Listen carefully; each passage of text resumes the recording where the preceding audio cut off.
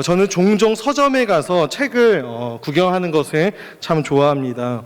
특별히 기독교 서점에 가서 책을 구경하는 것을 좋아하는데 그 이유가 무엇이냐면 이렇게 기독교 서점에 가면 이 책의 제목이나 또 책의 장르를 보면 요즘 우리 한국교회가 무엇에 관심을 가지고 있고 또 한국교회 안에 어떠한 내용들이 이슈가 되는지를 알 수 있기 때문입니다.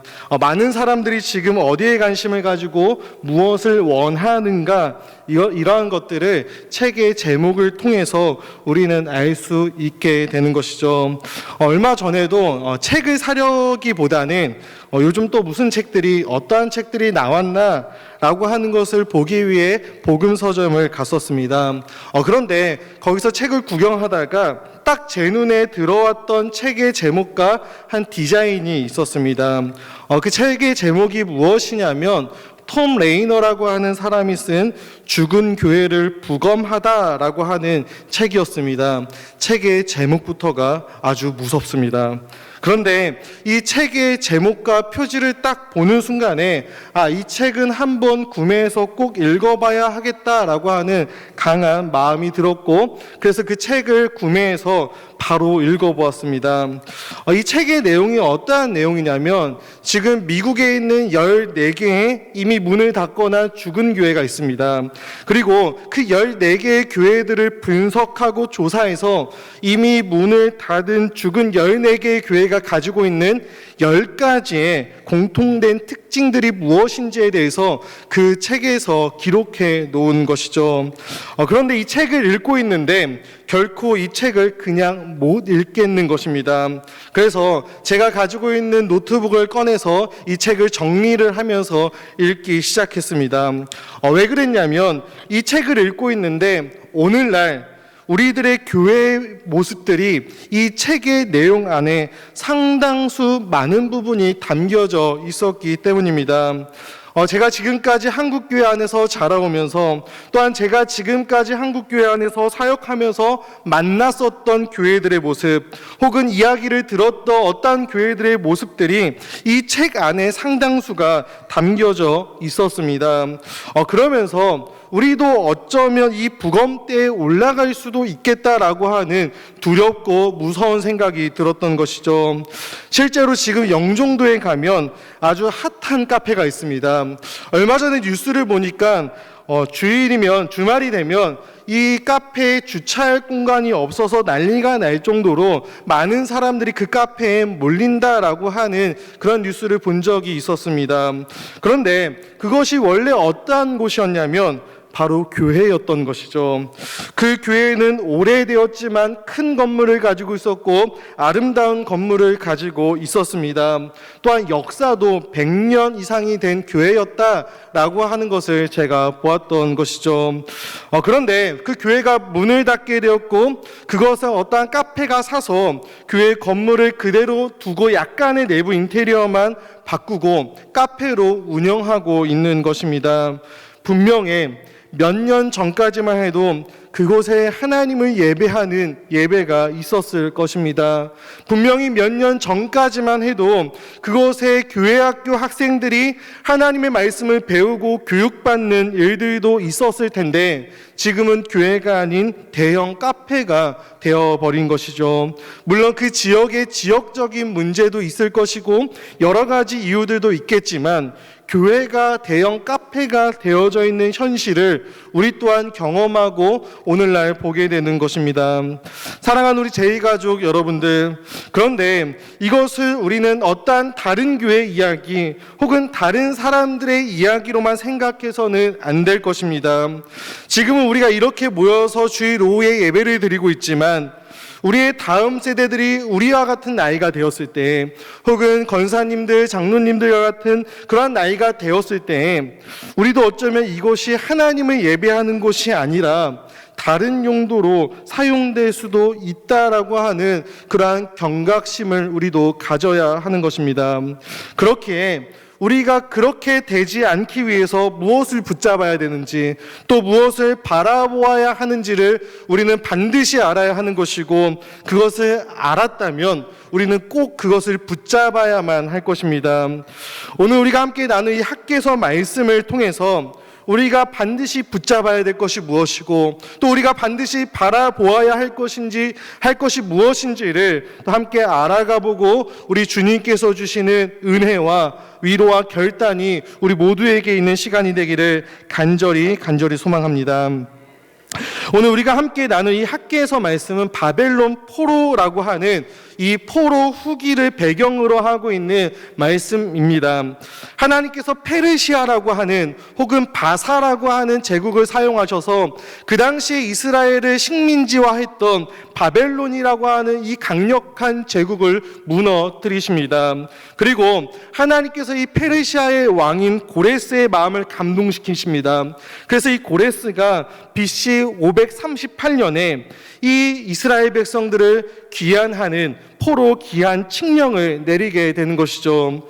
그렇게 이스라엘 백성들이 바벨론 포로기에 있은 지 70년이 지난 후에 다시 예루살렘으로 귀환하고 예루살렘으로 돌아오는 그러한 사건이 일어나게 되는 것입니다. 바벨론에서 돌아왔던 이 이스라엘 백성들, 그들의 가장 우선적인 임무가 무엇이었을까요? 바로 무너진 그들의 성전을 재건하는 일이었습니다. 이스라엘에게는 원래 어떠한 성전이 있었습니까?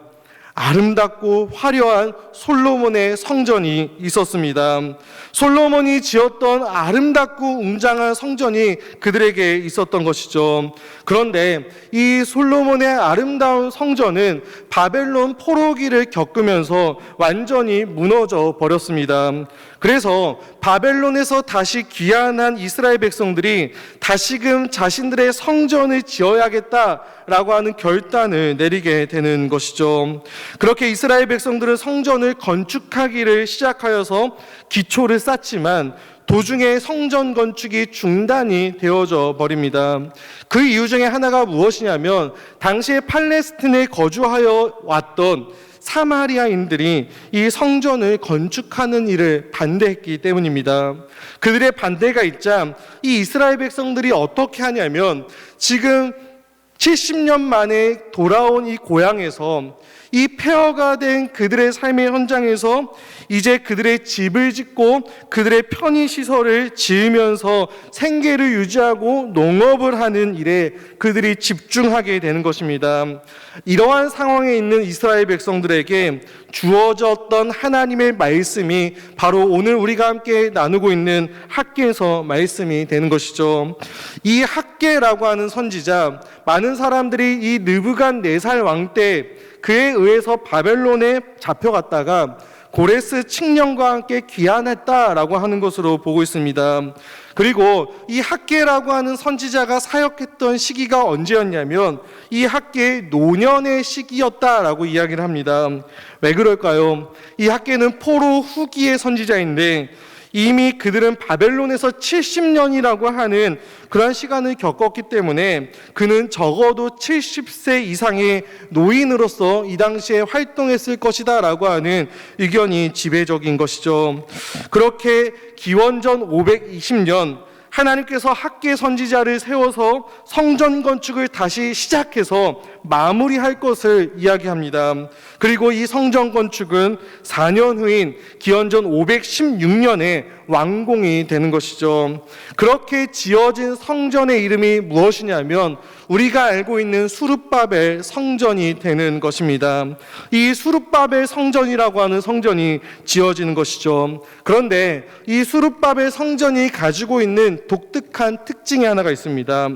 무엇이냐면 이전의 성전에 비해 이 수룹바벨 성전은 초라하다라고 하는 특징이 담겨져 있습니다. 이전에 솔로몬의 화려했던 성전에 비해서 지금 만들어진 이 수룹바벨의 성전은 너무나도 초라한 모습을 가지고 있습니다. 솔로몬의 성전은 누가 주도해서 지었던 성전일까요? 왕이 주도해서 지은 성전입니다. 그래서 왕이 주도해서 지은 성전이기 때문에 그 성전에는 많은 금과 은과 금은 모아들로 가득했고 규모도 상당히 컸습니다. 누가 봐도 화려했고 누가 봐도 압도적인 규모의 성전이 바로 이 솔로몬의 성전이었던 것이죠. 그런데 이 수룹바벨 성전은 누가 지었습니까? 바벨론 포로에서 돌아온 포로들이 지었습니다. 귀한 자들이 지은 것입니다. 솔로몬의 성전에 비해서 규모도 작았을 뿐만이 아니라 별로 화려한 것도 그 안에는 담겨져 있지 않습니다. 그것이 수룹바벨 성전이 가지고 있는 특징이 되는 것이죠. 사랑하는 우리 제2가족 여러분들, 그런데 이러한 모습이 오늘날 우리들의 모습과 비슷해 보입니다. 한국교회는 과거에 화려했던 시간들을 많이 보냈습니다. 엄청난 부흥의 은혜가 한국교회를 강타했었던 때가 있었습니다. 교단에 상관없이 많은 교회들이 양적인 성장을 이뤘고 수많은 대형 교회들이 생겨났으며 또 큰 교회 건물들을 우리는 갖게 되었습니다. 많은 다음 세대들이 교회로 몰려들어왔고 세상에서도 내가 그리스도인이다, 내가 성도고 교회를 다닌다라고 이야기하는 것이 당당하게 이야기할 수 있었던, 자신 있게 말할 수 있었던 그러한 시기가 우리에게도 있었습니다. 그러한 화려했던 과거에 비해서 오늘 우리가 살아가는 우리들의 모습을 보았을 때 초라해 보이는 것은 사실입니다. 여전히 큰 교회 건물들은 있습니다. 그런데 다음 세대들이 교회를 떠나가고 있고 세상은 교회를 어느 때보다도 비난하며 우리는 세상 가운데 그리스도인이다라고 하는 사실을 그리 자랑스럽게 여기지 못하며 살아갈 때가 있는 것입니다. 과거에 비해서 지금 우리들의 모습은 너무나도 초라해 보이죠. 마치 오늘 우리는 이 수룹바벨 성전과 비슷한 시기를 보내는 것만 같습니다. 다시 앞으로 돌아가 보겠습니다. 그들이 성전 건축의 이 목적을 잊은 채 자신들의 집을 짓고 여러 가지 편의시설을 지으면서 살아갈 때 하나님께서 학개 선지자를 통해서 이렇게 말씀하십니다. 1장 4절의 말씀인데 제가 한번 읽도록 하겠습니다. 이 성전이 황폐하였거늘 너희가 이때에 판벽한 집에 거주하는 것이 옳으냐라고 이야기를 하죠. 여기서 판벽한 집이라고 하는 것은 지붕이 있는 집을 의미합니다. 이 성전, 하나님의 집이 지금 황폐해서 무너져 있는데 너희는 지붕이 있는 너희들의 집만 짓고 그 속에서 너희들만 잘 먹고 잘 살고 있는 것이 과연 옳은 일인가? 라고 하는 것을 하나님께서 학개 선지자를 통해서 선언하며 이 이스라엘 백성들을 지금 책망하고 있는 것이죠. 그리고 그 하나님의 말씀과 함께 성령께서 역사하십니다. 성령의 역사하심으로 말미암아 그곳에 있던 이 하나님의 말씀을 들었던 사람들의 마음에 감동이 일어나기 시작하는 것입니다. 학개서 1장 14절을 제가 한번 읽어보도록 하겠습니다. 여호와께서 스알디엘의 아들 유다 총독 스룹바벨의 마음과 여호사닥의 아들 대제사장 여호수아의 마음과 남은 모든 백성의 마음을 감동시키심에 그들이 와서 만군의 여호와 그들의 하나님의 전 공사를 하였으니라고 이야기하고 있습니다. 그들은 이제 하나님의 감동하심으로 말미암아 다시 성전 건축을 시작합니다. 이렇게 성전 건축을 다시 시작해서 한 달 정도의 시간이 지나고 이 성전의 기초공사가 끝이 났습니다. 기초공사를 하는데 한 달이 걸린 것입니다. 그런데 이 성전의 기초공사를 다 하고 이 터를 다 닦은 다음에 사람들이 이것을 바라보며 두 가지의 상반된 반응이 나타나고 있습니다. 우리가 에스라 3장 12절의 말씀을 볼 텐데 제가 한번 봉독할 테니 잘 들어주시면 감사하겠습니다. 에스라 3장 12절 말씀입니다. 제사장과 레위 사람들과 나이 많은 족장들은 첫 성전을 보았으므로 이제 이 성전의 기초가 놓임을 보고 대성통곡하였으나 여러 사람은 기쁨으로 크게 함성을 지르니라고 에스라는 기록을 하고 있는 것이죠. 이 에스라라고 하는 학사는 이 학계 선지자와 같은 시대를 살아갔던 사람이었습니다. 이 에스라서를 보면은 성전의 터가 다 완성되어지니까 제사장들과 또 레위 사람들, 또 족장들 중에 여러 노인들이 막 울기 시작한 것입니다. 성경의 표현을 보면 대성통곡했다라고 이야기를 하죠.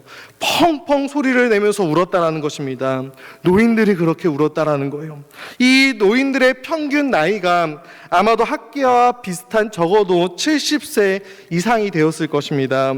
이스라엘 백성들 가운데 가장 나이가 많았던 그러한 분들이 갑자기 성전의 터를 딱 보니까, 성전의 기초가 완성된 것을 보니까 막 울며 대성통곡하기 시작한 것이죠. 반대로 상대적으로 젊었던 사람들은 기쁨으로 크게 함성을 지르고 있습니다. 자신들이 지금 이 성전의 기초를 놓은 것을 보면서 기뻐하고 즐거워하며 함성을 지르고 있는데, 그 옆에 계셨던 노인들은 반대로 펑펑 대성통곡하며 울고 있는 것이죠. 왜 그럴까요? 에스라는 이야기합니다. 첫 성전을 보았으므로 라고 이야기를 하죠. 그들은 첫 성전을 보았던 자들입니다. 어떠한 성전입니까? 솔로몬의 성전을 보았던 분들이죠. 그 화려했던 솔로몬의 성전, 그 성전을 보았고 실제로 거기서 제사도 드렸던 사람들이 바로 있었던 것이죠. 금 1만 달란트와 은 10만 달란트를 가지고 만든 이 엄청나고 화려하게 아름다운 성전, 그 성전을 보았던 이 노인들의 눈앞에는 지금 자신들이 수룹바벨이라고 하는 이 지도자와 만들고 있는 이 성전의 터가 어떠냐면 너무나도 작고 보잘것없고 초라해 보이기 때문입니다. 과거에 화려했던 솔로몬의 성전과 비교해보니, 우리가 사랑했던 그 과거의 영광과 비교해보니 지금 우리 앞에 놓여져 있는 현실은 비참해 보이기 때문이죠. 그런데 이 수룹바벨 성전에 더 큰 문제가 하나가 있었습니다. 무엇일까요? 여기에는 언약궤가 없었습니다. 솔로몬의 성전에는 여호와의 법궤, 이 언약궤가 있었습니다. 그리고 이 언약궤 위에 여호와의 영광이 거기에 머물렀다라고 성경은 기록하고 있죠. 하나님의 임재의 상징이었던, 하나님의 함께하심의 상징이었던 이 언약궤가 솔로몬의 성전에는 있었고, 그래서 이 성전 안에 여호와의 영광이 가득했던 것이죠. 그런데 지금 새로 만들고 있는 이 수룹바벨 성전에는 여호와의 법궤인 이 언약궤가 없는 것입니다. 왜 그럴까요? 이 포로기를 겪으면서 그 화려했던 성전이 무너지면서 이 법궤 또한 사라져 버렸기 때문입니다. 사랑하는 우리 제2가족 여러분들, 특별히 사랑하는 우리 어르신들, 아마 저보다도 여기 앉아 계신 우리 권사님들, 또 우리 장로님들이 우리 한국교회의 화려하고 아름다웠던 과거의 모습을 더 잘 기억하실 것이다 라고 저는 생각합니다. 그리고 우리 인천 제2교회도 75년이라고 하는 세월이 지났기에 정말로 우리 교회 안에도 과거에 화려했던 모습들, 영광스럽고 아름다웠던 과거가 우리 교회에도 있을 것이다 라고 저는 생각합니다.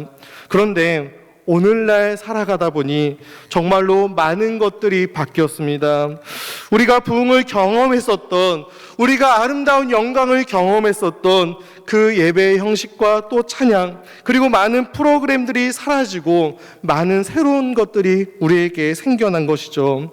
그러면 뭔가 교회가 좀 더 양적으로 부흥하고 성장해야 하는데 그런 것도 아니어 보입니다.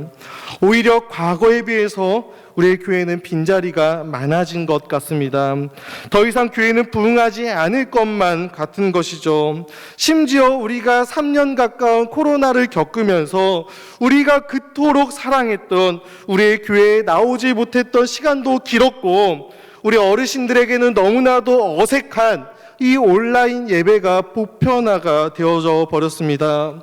그런데 옆에 있는 젊은 세대를 보면 그래도 이 사람들은 뭔가 좀 즐거워하는 것 같고 즐기는 것 같고 기뻐하는 것 같은데, 우리 어르신들은 뭔가 모르게 눈물이 나는 겁니다.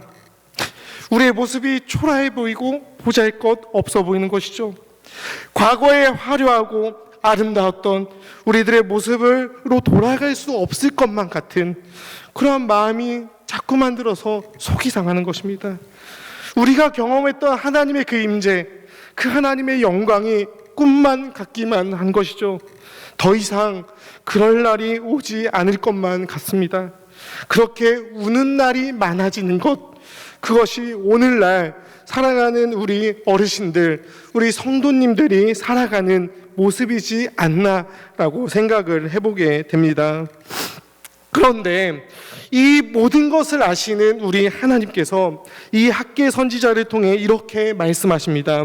오늘 본문 2장 3절을 우리 함께 읽어보겠습니다. 2장 3절입니다. 시작.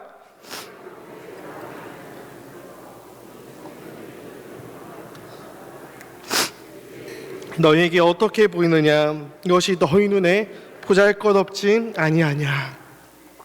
하나님께서 학계 선지자를 통해서 이전에 하나님의 성전의 영광을 보았던 자가 누구냐라고 지금 물어보시죠. 그런 다음에 그 영광을 보았던 너희들의 지금 눈앞에 지금 만들어지고 있는 이 성전, 이 수룹바벨 성전이 너무 보잘것없어 보이지 않느냐라고 지금 이야기를 하시면서 그 이스라엘 백성들 가운데 있었던 이 어른들의 마음, 이 노인들의 마음을 우리 하나님께서 알고 계시다라고 하는 것을 이야기하고 있는 것입니다. 하나님께서 이 노인들의 마음을 위로해 주시는 것이죠. 사랑하는 우리 성도님들, 우리가 힘들 때, 우리가 어려울 때, 우리가 마음이 아플 때, 어떠한 일을 겪고 있을 때 우리에게 가장 위로가 되는 것이 무엇이냐면 누군가가 나의 마음을 알아주는 것입니다.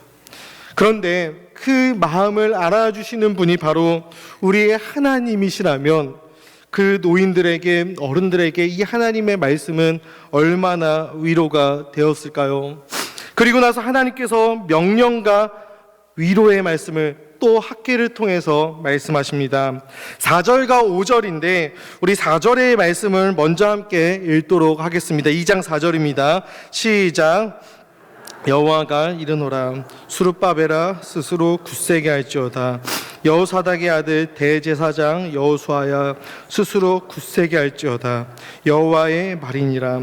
이 땅 모든 백성아, 스스로 굳세게 하여 일할지어다. 내가 너희와 함께 하노라. 만군의 여호와의 말이니라. 아멘. 지금 무엇을 이야기하고 계십니까? 자주 반복하는 표현이 있죠. 스스로 굳세게 하여라. 스스로 굳세게 하여라. 스스로 굳세게 되어져서 일하라 라고 이야기하면서 하나님께서 무엇을 이야기하시냐면 내가 너희와 함께 하노라 라고 약속해 주십니다. 4절 마지막에 보면 내가 너희와 함께 하노라 라고 하는 약속의 말씀이 주어지는 것이죠. 이 초라해 보이는 성전에 누가 함께 계시다는 것이죠? 하나님께서 함께 하시다라는 것입니다. 여호와의 법궤가 사라졌고, 그래서 그들은 하나님이 과연 우리의 성전에 오실까? 하나님이 과연 이곳에 임재하실까? 하나님이 과연 이곳에 머무실까? 라고 생각하며 울고 있는 그들에게 하나님께서 내가 너희와 함께 할 것이다 라고 말씀하시며, 너희가 만든, 너희의 눈에 보이는 이 초라해 보이는 이 성전에, 언약궤마저 없는 이 성전에 우리 주님께서 함께 하실 것을 약속해 주고 있는 것입니다. 그래서 무엇을 명령하시냐면 마음을 굳세게 하라는 거예요. 마음을 굳세게 할 것을 3번이나 반복하며 명령하십니다. 내가 너희와 함께 할 테니 오늘 너희들이 해야 하는 그 일들이 있는데 너희들의 마음을 다시 한번 굳세게 하여 이제 너희들 앞에 놓여져 있는 그 일들을 감당해라 라고 주님께서 그들에게 말씀하고 있는 것이죠. 그렇다면 하나님께서 우리 가운데에 거하신다, 함께 하신다라고 하는 것을 확인할 수 있는 방법이 무엇일까요? 우리 5절 말씀을 이어서 읽어보도록 하겠습니다. 시작. 너희가 애굽에서 나올 때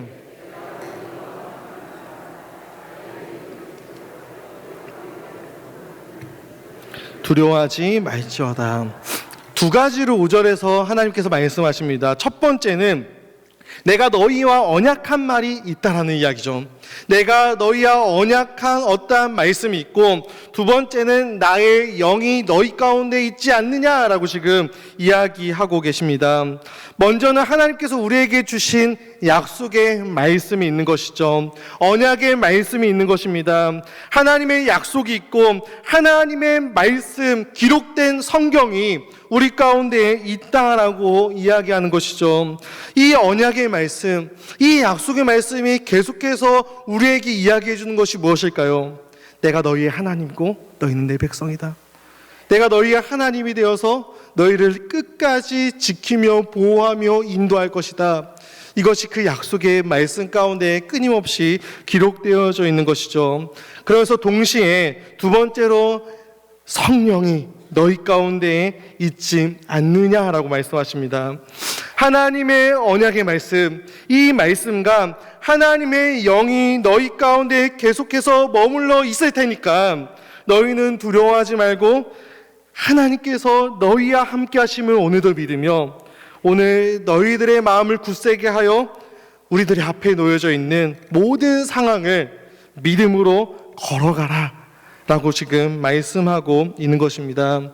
이렇게 현재에 대한 약속의 말씀을 주신 다음에 이제 6절과 7절을 보면 하나님께서 이제 미래의 이야기를 하시며 또 미래에 대한 약속을 그들에게 이어서 하시는 것을 볼 수가 있습니다. 먼저 6절 말씀을 함께 읽겠습니다. 시작. 이같이 말하노라. 조금 있으면 내가 하늘과 땅과 바다와 육지를 진동시킬 것이요. 6절까지만 읽겠습니다. 조금 있으면이라고 이야기를 하죠. 조금만 기다리면 하늘과 땅과 바다와 육지가 진동할 것이다 라고 말씀하십니다. 그러면서 온 세상이 진동할 것이며 모든 나라의 보배가 이곳으로 올 것이다 라고 말씀하시며 이 성전의 영광이 충만해지는 것을 너희가 볼 것이다 라고 약속해 주십니다. 그런데 오늘 우리가 읽은 이 성경에 이 표현은 우리가 가지고 있는 성경에는 기록이 되어져 있지 않는데 원어 성경을 보면 6절 앞부분에 또 한 번이라고 하는 표현이 있습니다. 다시 한 번 혹은 또 한 번이라고 하는 표현이 기록되어져 있습니다. 여러분, 다시 한 번이라고 하는 표현이 있다면, 또 한 번이라고 하는 표현이 있다면 과거에 이전에 이스라엘 백성들에게 언젠가 한 번은 땅이 진동했던 시기가 있었다라는 것이죠. 언제일까요? 언제 이스라엘 백성들에게 땅이 진동했던 시기가 있었을까요? 우리가 5절 말씀 앞부분을 보면 알 수가 있습니다. 언제였죠? 애굽에서 나올 때였습니다. 바로 애굽에서 나올 때였죠. 애굽에서 나올 때 하나님께서 온 땅을 진동시키시는 것만 같은 일들이 벌어지는 것입니다. 10가지 재앙을 내리시죠. 10가지 재앙을 내리셔서 애굽을 쳐서 그 안에 있었던 이스라엘 백성들을 끄집어내어온 하늘과 땅이 진동했던 엄청난 사건이 출애굽 가운데 있었습니다. 그리고 이스라엘 백성들은 언제나 이 출애굽 사건을 기억하며 살아갔던 민족이었죠. 그리고 이 출애굽 사건이 마치 진동하는 것처럼 일어나서 우리가 애굽에서 나온 것을 이 이스라엘 백성들은 다 알고 있는 것입니다. 홍해가 갈라지는 것을 그들은 경험했습니다. 하나님의 진동하심을 그들은 경험한 것입니다. 이 엄청난 역사가, 이 진동시키는 역사가 출애굽의 사건을 통해서 일어났는데 이 사건보다 더 큰 하나님의 역사, 하늘과 땅 밑과 온 천하가 진동할 만한 엄청난 사건이 일어날 것이다 라고 하는 이 엄청난 예고를 지금 이스라엘 백성들은 학계 선지자를 통해서 하나님으로부터 듣고 있다라는 것이죠. 그렇다면 이 사건은 도대체 어떠한 사건이 되는 것일까요? 도대체 어떠한 사건이길래 출애굽의 사건과 비교할 만한 사건이고, 아니 그보다 더 엄청나고 위대한 사건이다라고 성경은 이야기하고 있는 것일까요? 우리 7절의 말씀 이어서 봉독해 보도록 하겠습니다. 시작. 또한 모든 나라를 진동시킬 것이며 보배가 이르니 내가 이 성전의 영광이 충만하게 하리라. 만군의 여호와의 말이니. 아멘. 우리말 성경을 보면은 모든 나라의 보배라고 되어 있는 부분이 있습니다. 모든 나라의 보배. 우리가 가지고 있는 이 성경 중에 우리 성도님들 성경에서도 아마 좋은 성경에는 이 표현이 있을 거예요. 모든 나라의 보배 위에 각주 1이 달려져 있을 것입니다. 각주 1이 달려져 있을 것이고, 그 각주 1이 있는 것을 보면은 사모하는 것이라고 하는 글이 있을 것입니다. 모든 나라의 보배, 이것을 사모하는 것이라고 이야기를 하는 것이죠. 이 사모하는 것이 무엇인지에 대한 해석은 여러 가지 다양한 것이 있습니다. 그런데 특별히 이 사모하는 것을 예수 그리스도 중심적으로 해석하는 성경 해석자들은 이것을 사모하는 그분이라고 이것을 해석하고 이야기하는 것이죠. 다시 말하면 온 세상이 사모하며 바라보고 있는 그분이 오실 것이다 라고 지금 이 학개서 2장 7절 말씀을 통해서 이야기하고 있는 것입니다. 너희가 지금 만들어 놓은 이 초라한 성전에 온 세상이 바라보고 사모하며 온 세상이 기다리고 있었던 그분이 오실 것이고, 그분이 너희 가운데 오시면 그분으로 말미암아 이 성전의 영광이 가득하게 된 것을 너희가 보게 될 것이다. 그리고 그것이 온 땅과 온 하늘이 진동할, 너희들이 앞으로 경험하게 될 두 번째 출애굽이 될 것이다 라고 말씀하고 있는 것입니다. 예전에 있었던 그 엄청난 출애굽의 사건과 비교할 수 없는 더욱 엄청난 사건이 일어날 것인데, 그때 모든 세상이 사모했던 그 예수 그리스도께서 이 땅 가운데 오셔서 그 성전 안에 머무실 것이다. 모든 나라가 사모하는 그 그리스도, 바로 그분을 이 땅에 보내시겠다라고 약속하시며 그들이 만들고 있는 이 보잘것없는 이 초라해 보이는 성전에 우리 주님을 보내시겠다라고 약속하시는 그 약속의 말씀이 이 학개서 2장 7절에 나와 있는 표현이 되는 것입니다. 세상 그 어떤 것과도 비교할 수 없는 일이 무엇일까요? 그것이 무엇일까요? 바로 하나님이신 성자 예수 그리스도께서 이 땅 가운데 인간의 몸으로 오신 것이죠.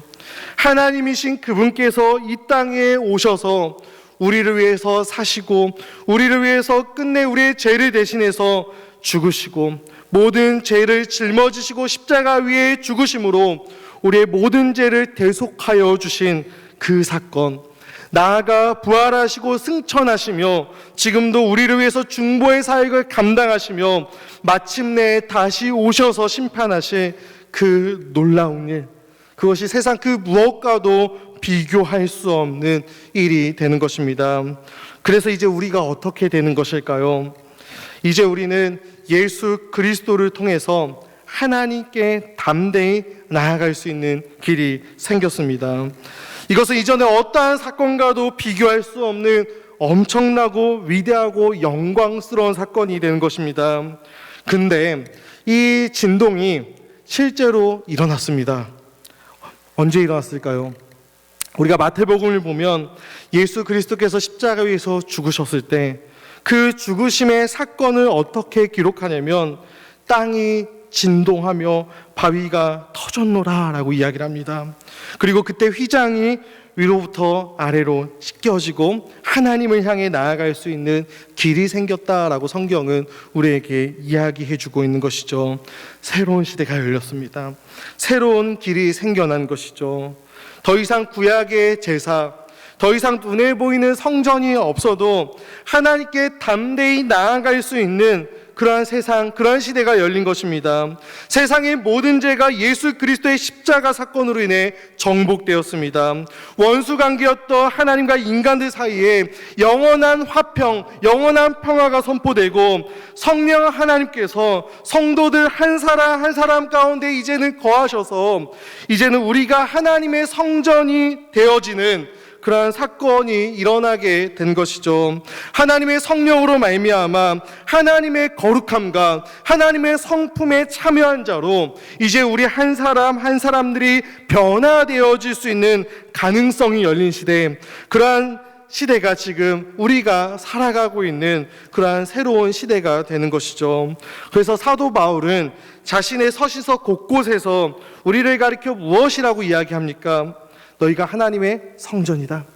너희가 하나님의 성전인 것과 하나님의 성령이 너희 안에 거하신다 라고 우리에게 이야기하고 있는 것입니다. 사랑하는 우리 성도님들, 우리는 솔로몬의 화려하고 영광스러운 성전을 보면서 대단하다, 멋있다, 엄청나다 라고 생각할 수 있을 것입니다. 맞습니다. 이 솔로몬의 성전은 정말로 화려했고 아름다웠습니다. 그런데 이 아름다웠던 솔로몬의 성전은 이 성전을 만들었던 솔로몬을 타락하는 그 일에서 지켜내지 못했습니다. 솔로몬이 타락하고 범죄하고 우상을 숭배할 때 이 성전은 어떠한 역할도 할 수가 없었습니다. 그리고 이 성전은 이스라엘의 지역, 그것도 예루살렘이라고 하는 수도에 있었음에도 불구하고 이스라엘 백성들이 하나님을 배신하고 우상을 숭배할 때 아무것도 할 수 없었고 그들이 포로로 끌려갈 때도 막아주지 못했습니다. 이스라엘 백성들도 구원할 수 없었던 것이 바로 이 화려하고 아름다웠던 솔로몬의 성전이었습니다. 그런데 그 화려했던 솔로몬의 성전도 할 수 없었던 그 일을 이제 그들이 만들고 있는 이 초라하고 보잘것없는 성전이 할 것이다 라고 말씀하고 있는 것이죠. 왜 그럴까요? 이 보잘것없어 보이는 성전에 영광의 우리 주 예수 그리스도께서 오실 것이며 그 성전에 임재하심으로 말미암아 우리가 변화될 것이고 새롭게 될 것이기 때문입니다. 그렇다면 우리가 마지막으로 함께 살펴보길 원하는 것은 이 학계 시대에 세우려고 했던 이 수룹바벨 성전이 과연 무엇일까요? 더 이상 손으로 만든 성전이 필요가 없다고 하시면 왜 손으로 성전을 만들고 있는 것이며 왜 만들라라고 말씀하셨던 것일까요? 이것은 옛날에 있었던 성전을 지금 다시 만들어봐라 라고 하는 것이 아닙니다. 그렇다면 이 성전의 의미는 무엇일까요? 너희들이 기대하고 사모하는 새로운 시대를 향한 표지판과 같은 의미를 해주는 것입니다. 이것은 무엇을 보여주는 것이냐면 위대한 성전이신 그분께서 올 것이다. 초라하고 보잘것없어 보이는 우리의 삶 가운데, 우리의 교회 가운데에 그분이 오셔서 우리를 바꾸실 것이다 라고 하는 것이 바로 이 수룹바벨 성전의 용도였던 것입니다. 그래서 하나님께서 이 성전을 왜 그렇게 보잘것없게 대충 만드시는지를 설명하십니다. 8절을 함께 읽어볼게요. 시작. 내 것이요 금도 내 것이라 만군의 말이니라. 하나님께서 금과 은, 하나님께 이런 거 많다라는 거예요. 금도 내 것이고 은도 내 것이고 이러한 것들이 많지만 이러한 것들로 이 성전을 만드실 생각이 없는 것이죠. 이것은 잠깐의 것이고 미래를 가리키는 표지판이기 때문입니다. 그러면 사실은 마지막 말씀이 무엇이냐면 9절의 말씀입니다. 우리 마지막으로 함께 9절 말씀 읽도록 하겠습니다. 시작. 이 성전의 나중 영광이 크리라 만군의 여호와의 말이니라. 내가 이곳에 평강을 주리라. 만군의 여호와의 말이니라. 아멘. 이 수룹바벨 이후에 오시는 성전이신 예수 그리스도의 영광이, 그분의 영광이 그 전에 있었던 그 화려했던 솔로몬이 만든 그 성전의 영광보다 훨씬 더 비교할 수 없을 만큼 클 것이다 라고 말씀하시는 것입니다. 이것은 표지판이라는 것입니다. 이 수룹바벨 성전을 보면서 성전 같은 분이 오시겠구나, 우리 가운데 임재하시는 그분, 영광스러운 그분, 아니 하나님 자체이신 그분이 영광스럽게 우리 가운데 거하시겠구나, 보잘것없는 우리의 인생 가운데, 초라해 보이는 우리들의 모임 가운데 그 어떤 것도 비교할 수 없는 영광스러운 우리 주님께서 오시겠구나, 이 성전의 나중 오실 이의 영광이 그렇게 크다면 우리는 그 영광스러운 분을 바라보고 사모하며 기다리며 소원하며 이 땅을 걸어가도록 만든 것, 그것이 이 수룹바벨 성전을 주셨던 이유가 되는 것이죠. 사랑하는 우리 제2교회 성도님들, 제가 인천 제2교회 처음 면접을 보러 왔을 때 놀랐던 것 중에 하나가 무엇이었냐면 교회가 너무 크고 멋졌던 것입니다. 너무나도 좋은 환경, 좋은 장소에서 사역할 생각에 사실 벅찼습니다. 왜냐하면 저는 평생 개척교회 목사들로 자라왔기 때문이에요. 그래서 제가 지금 고등부 사역을 하고 있는데 저는 평생 제가 다녔던 교회는 고등부실보다도 작은 그런 상가교회에서 저는 신앙생활을 했습니다. 그래서 인천제일교회를 딱 이렇게 차 타고 주차장을 딱 내려가기 직전에 교회를 보는데 너무나도 이 교회 건물이 멋있고 화려하고 아름답고 설렜던 것이 사실입니다. 그리고 우리는 이것에 있어서 분명히 감사해야 될 부분입니다. 그런데 죄송한 말씀이지만 이것이 별로 중요한 것이 아닙니다. 더 중요한 것이 있는 거예요. 이 땅을 살아가는 우리에게 있어서 가장 중요한 것은 눈에 보이는 그런 성전이 아니라 보이지 않는 우리 주님께서 만들어 놓으신 성전인 것이죠. 그것은 바로 성전 되신 예수 그리스도시며 또 성전된 우리입니다. 우리가 아무리 많은 행사를 하고 또 아무리 많은 사역을 감당한다 할지라도 이것을 놓친다면 저는 조심스럽지만 어쩌면 우리도 훗날에 아까 그 책의 제목처럼 부검대 위에 올라가는 무서운 일이 일어날 수도 있다라고 생각을 합니다.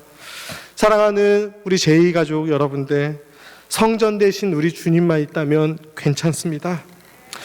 우리가 추억하는 예전과 같은 재밌는 그런 교회 생활, 화려했던 신앙생활이 아니더라도 우리가 이전에 경험했던 놀라운 양적인 성장이 아니더라도 그것이 비록 없더라도 우리 안에, 우리의 모임 안에 성전 되신 우리 주님 계시다면 괜찮은 것입니다. 그리고 성전된 주님과 연합된 우리 또한 이제 하나님이 거하시는 거룩한 성전인 것이죠.